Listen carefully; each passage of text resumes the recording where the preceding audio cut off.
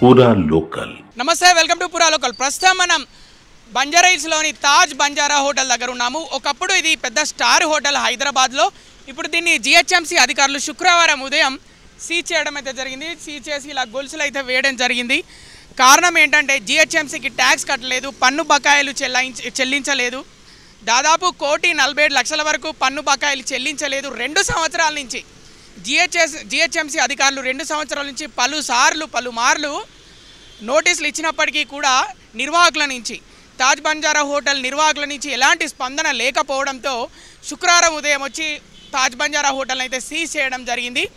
ఇక ఈ హోటల్ గురించి మాట్లాడుకుంటే ప్రముఖ స్టార్ హోటల్ తాజ్ బంజారా, అటువైపు దీనికి దగ్గరలో 1 కిలోమీటర్న్నరలో తాజ్ కృష్ణ, తాజ్ డక్కన్ హోటల్ ఉంది. ఇది తాజ్ బంజారా హోటల్. ఈ తాజ్ అనే పేరుతో వచ్చిన ఈ హోటల్స్ అన్నీ చాలా ఫేమస్ హోటల్స్. ఇవి కొన్ని సంవత్సరాలుగా ముఖ్యంగా సెలబ్రిటీస్, సినిమా స్టార్స్, సెలబ్రిటీస్ సంబంధించి ఎవరు వచ్చినా ఇక్కడే బస్ చేస్తారు. ఎందుకంటే ఈ హోటల్ ముందు ఒక మంచి లేక్ ఉంది, చెరువు కూడా ఉంది. చూడడానికి చాలా బాగుంటుంది, వ్యూ కూడా బాగుంటుంది. అలాగే రాజకీయ నాయకులు ఎవరు వచ్చినా ఇక్కడే స్టే చేస్తారు. అలాగే పార్టీ మీటింగ్లకు సంబంధించి, అలాగే మిగతా రాజకీయ నాయకులు ఎవరైనా వస్తే మీటింగ్లు పెట్టుకోవడానికి ఇది మంచి ప్లేస్ అని ఇక్కడే ఎక్కువ మంది స్టే చేస్తారు రాజకీయ నాయకులు. ఇక అన్నిటికంటే ముఖ్యంగా క్రికెట్ మ్యాచ్లు హైదరాబాద్లో గతంలో క్రికెట్ మ్యాచ్లు జరిగినప్పుడు క్రికెటర్లు ఎక్కువ ప్రిఫరెన్స్ చేసే హోటల్ తాజ్ బంజారా హోటలే. సో క్రికెటర్లు, సెలబ్రిటీస్, అలాగే రాజకీయ నాయకులు వాళ్ళు ముందుగా ఎక్కడికైనా వెళ్ళాలనుకుంటే హైదరాబాద్లో తాజ్ బంజారా హోటల్కే వెళ్ళేవాళ్ళు. అంత మంచి స్టార్ హోటల్. మరి ఈ విధంగా నిర్వాహకులు 2 సంవత్సరాల నుంచి పన్ను బకాయిలు చెల్లించకపోయేసరికి 1,47,00,000 రూపాయల వరకు చెల్లించకపోయేసరికి జిహెచ్ఎంసీ అధికారులు అయితే వచ్చి సీజ్ చేయడం జరిగింది హోటల్ని. మరి ఆ పన్ను బకాయిలు చెల్లిస్తే మరి మళ్ళీ తిరిగి హోటల్ ఓపెన్ అవుతుందా లేదా అనేది మరి చూడాలి. ఎప్పుడు ఓపెన్ అవుతుందని మరి వాళ్ళు పన్ను బకాయిలు చెల్లిస్తే హోటల్ ఓపెన్ అవుతుంది, లేకపోతే ఈ విధంగానే సీజ్ చేయబడుతుంది. ఎందుకు అంటే జిహెచ్ఎంసీ అధికారులు దూకుని గత కొన్ని రోజులుగా మనం హైదరాబాద్లో చూస్తున్నాము.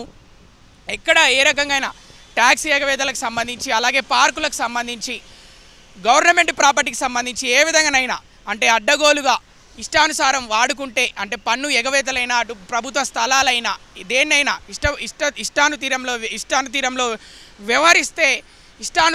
వ్యవహరిస్తే ఈ విధంగా ఖచ్చితంగా సీజ్ చేయడం జరుగుతుంది. లేకపోతే వాటిని ప్రభుత్వ స్థలాల్లో ఉన్న వాటిని అయితే కూలగొట్టడం జరుగుతుంది. సో జిహెచ్ఎంసీ దూకుడు కొన్ని రోజులుగా, ఒక 2-3 నెలలుగా చూస్తున్నాము. అంతకుముందు హైడ్రా దూకుడు ఉండేది.